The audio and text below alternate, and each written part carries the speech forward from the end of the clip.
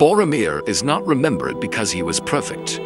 He is remembered because he failed and then chose what to do next. In that choice, Tolkien offers one of the most profound moral moments in The Lord of the Rings. Boromir's story forces us to ask, what matters more, whether we fall or what we do afterward?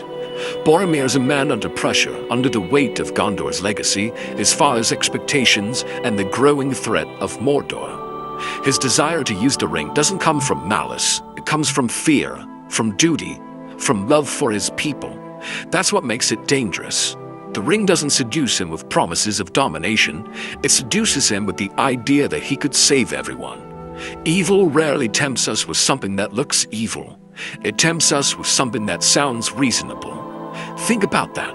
We're most vulnerable, not when we're at our worst, but when we're convinced we're being righteous.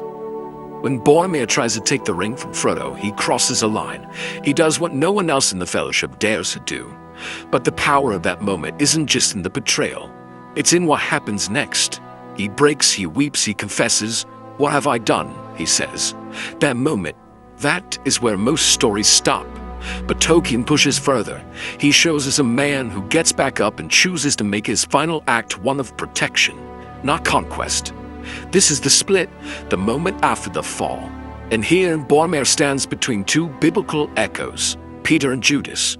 Both failed Christ. One wept and returned, the other wept and despaired. One became the rock of the church. The other ended his story in silence and rope. It wasn't the mistake that defined them. It was what they believed about their mistake. Boromir believes he could still do something good. He doesn't ask for pity. He doesn't spiral. He grabs his sword and lays down his life defending those he once put at risk. That decision, wounded, ashamed, and already dying, is where his redemption begins.